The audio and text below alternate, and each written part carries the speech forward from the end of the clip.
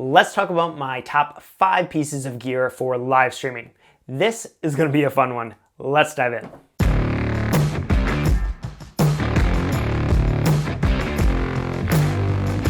Hello and welcome, my name is Nick Balkuski, and on this channel we talk all about live streaming and how you can grow your business with live video. And I'm really excited for today's topic. We're going to be talking all about my 5 top pieces of gear for live streaming. We're going to cover a lot of different things, a lot of different areas of pieces of gear. I'm going to avoid talking about cameras and microphones because I think those are 2 completely separate videos where we can really dive into some of those pieces. But I wanted to talk about a few of the pieces of gear that I really enjoy using and I really think can elevate a live stream, and I use all the time when live streaming, both for personally and for clients as well. So let's jump in. We're going to cover kind of a wide variety of things and a wide variety of price ranges. So be sure to stay tuned and check out this list right here. Let's jump in with number 1.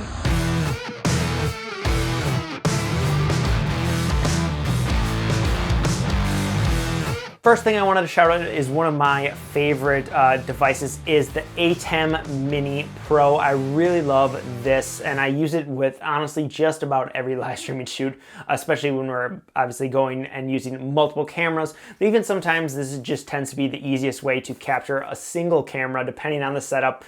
But what I love about it, so if you're not familiar with the Atem Mini, this is the Atem Mini Pro. It allows me to capture 4 different inputs through HDMI, which is really great. It also will allow a few other features.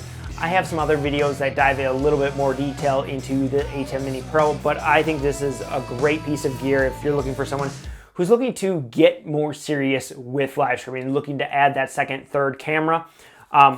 Check out rather than buy another capture card, or even if you're looking to just start with your first one, you might want to consider the Mini Pro here instead of one of the other types of capture cards out there like the Magewell or the Blackmagic Ultra Studio Mini Recorder.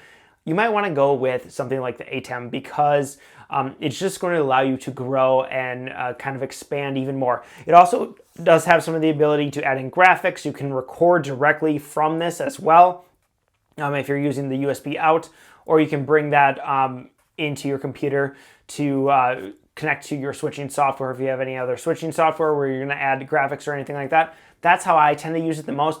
I'm using this essentially as a 4 input capture card and then bring it into my computer for either Ecamm or vMix, and I'll do a lot of the switching there. So I highly recommend checking out the Atem Mini Pro. Also forgot to mention that it has mic inputs, which is great as well. So if rather than buy a separate audio interface, you can actually plug your mics. If you have the little 3As, you can plug it directly in the back. There's 2 mic inputs, but then of course it will also bring in mic inputs from the cameras, from the HDMI as well. So you could essentially have 1, 2, 3, 4, 5, 6 different mic inputs that you could be bringing in at the same time if you configure things all correctly. We talked a little bit about switching, so we're going to stick along that same lines of kind of some switching items or some gear that helps with switching things, and that is going to be one of my favorite pieces, which is the Stream Deck. This is just the regular Stream Deck. They have a Stream Deck Mini and a Stream Deck XL. I also use the Stream Deck XL a lot in some of my work and some of my client work.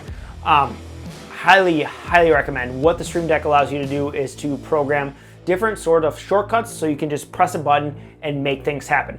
I use it probably the most with vMix, where we're bringing in some sort of shortcut to change an input, to change an output.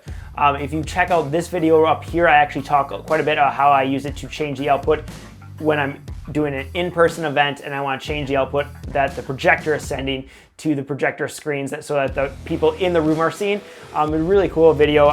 Be sure to check that out. But the Stream Deck is so flexible, and recently they just added the ability to have different pages on the Stream Deck. So you might get just this little, the Stream Deck, the regular Stream Deck with its 16, 15, 1, 2, 3, 4, 5, 15 inputs, 15 buttons, but you can make it infinitely more by adding different pages for your buttons. So you can have so many different options and ways to use this. This is also just a really cool productivity tool, especially if you're using a Mac or any other type of, especially if you're using a Mac. You can also do lots of cool productivity things on a PC, but I used it a lot with my MacBook in terms of editing. So if I'm in Premiere, I have different shortcuts for that. If I'm in Zoom, I have different shortcuts for that. You can change the shortcuts you're using based off the program, or you can have some universal ones. Just tons of flexibility, so highly recommend if you have someone who's looking to, if you or someone you know is looking to jump into live streaming or just want to be more productive with their computer or spends lots of time on the computer, a Stream Deck is a really great option. Highly recommend checking this thing out. The next thing I wanted to talk about is right here. It is these Aputure Lights. I'm very excited about them. They're really awesome. So these are the Aputure, let's open this up. These are the Aputure MCs. So small little lights. I got the 4-pack. So it comes with this little case right here. This is also how you can charge all 4 of them at a time. You can see 2 of them behind me on that shelf there, kind of lighting the background. But I really love these things. They're just very versatile. I'll usually take at least one of them along if I'm traveling somewhere, just in case I'm in a hotel room.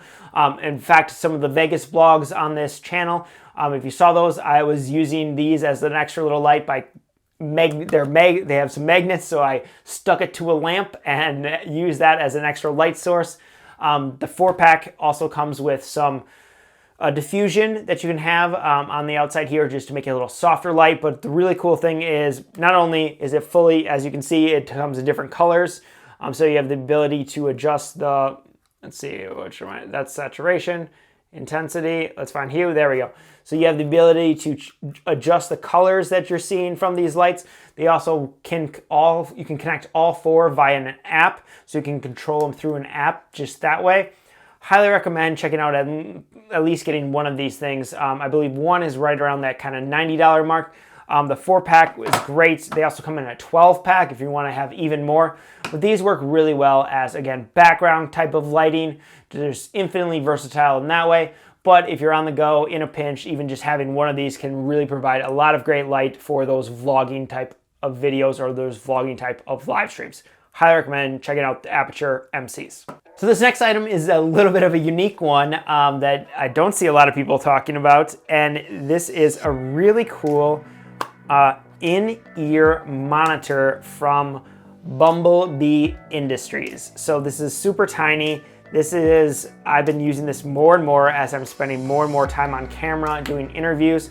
So this right here is a really cool in-ear monitor that is virtually invisible. So the way it kind of works is I have the one for the left ear. So you would essentially run the wire down your shirt, the back of your shirt, and it has a little clip here to help hide that. And then so this wire would be down the back of my shirt, and then it just kind of hides in your ear there, and it's really awesome. I've got a little extra hair there, but it's really awesome and virtually invisible, and it's a great way to, if you are emceeing something, if you're conducting a live stream interview. Where I'm starting to use it a little more is in kind of that MC capacity where I'm on camera, but I want somebody to be able to talk to me directly.